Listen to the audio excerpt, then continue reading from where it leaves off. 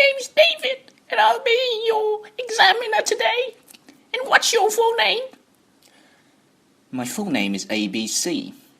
Can I see your ID, please? Well, certainly. Where are you from?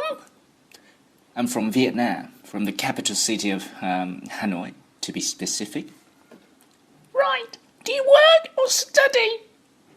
I'm currently a full-time student at university, but I also have a part-time job to earn some pocket money. Do you live in an apartment or a house?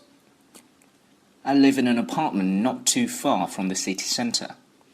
To me, it has a very convenient location. Do you like living there? Certainly, I haven't found anything that I'm not happy about my living place. It's convenient, it's safe, and it looks really nice. All right. Now, which is your favourite room? Well, I personally like my bedroom. It's such a mess all the time, but it's the only place where I feel like I can do whatever I want and whenever I want. So yeah, I love my bedroom. Do you wear comfortable or fashionable shoes? Why? To be honest, I'm not the type of person who cares so much about physical appearance, so I'd prefer relatively fashionable shoes that are comfortable to wear. Which shoes do you like better and why? As I've just told you, I'd say comfortable shoes are my choice. I wouldn't suffer foot pain just for the sake of appearance. And to me, it depends on occasion that I will wear different types of shoes, but most of the time I would wear sports or casual shoes. Right. Okay. I'll give you a cue card. The topic is on there. You read it and you have 1 minute to prepare. Alright? So here's your cue card. Describe an old person whom you know well and admire. Please say who this person is. Why do you like him or her? What did she do at a young age? And explain what you learned from him or her. Right, okay, and I have 1 minute to prepare? Yes, your 1 minute starts now.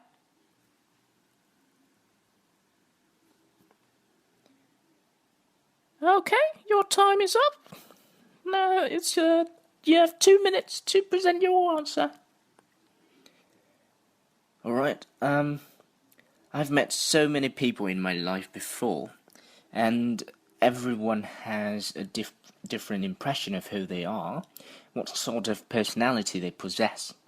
And there's this one person that I truly admire. To me, he is like a father and a respectable mentor.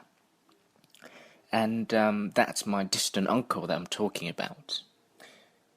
I first met him when I was very, very little, perhaps around 7 if I remember correctly.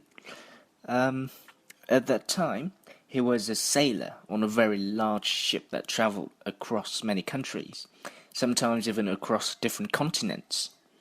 And as a sailor, he was extremely well built, had dark skin, and he looked like a giant to me, since I was such a small child.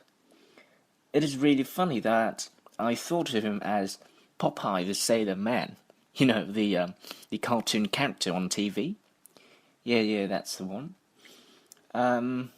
What I can say about him is that he has travelled a lot and has learned so many things from the outside world and foreign countries as a result. He's a man full of experience. He knows how to operate sails and calculate wind speed, to dealing with heavy and dangerous storms. He can even speak 7 different languages to communicate with local people every time he arrived in a different country. I was pretty amazed when he showed me how to calculate wind speed from simple handmade device. Because I'm a person, I'm really into science, especially when it has apparent real-life application. He also showed me various survival techniques that are essential if anything were to happen with his ship. Alright, you can stop now. Your time is up.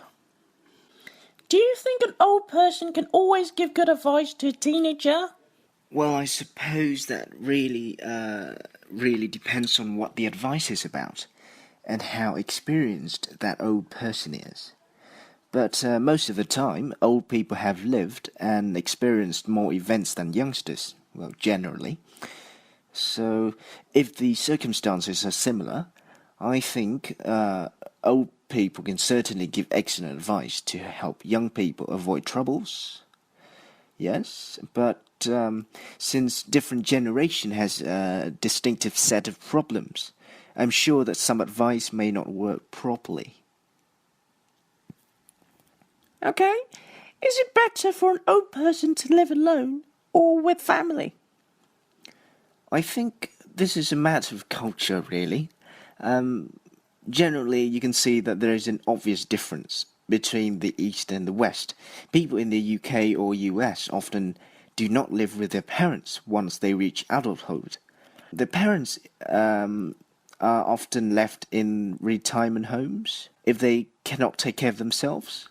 But I am from an Asian country, and therefore living with and taking care of my parents are the responsibilities that I should fulfill.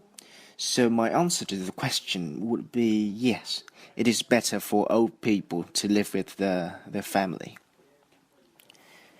Can old people teach their grandchildren? Why? Certainly, the seniors can teach grandchildren how to live their life meaningfully, just like what my uncle does to me. They can certainly share experience, teach their grandchildren how to behave in a good manner. But of course, it may not be effective because, as I told you before, it may be due to the age gap and a huge difference between generations. We're talking about a difference of around 50 years. So many of the lessons may be outdated or irrelevant to the child.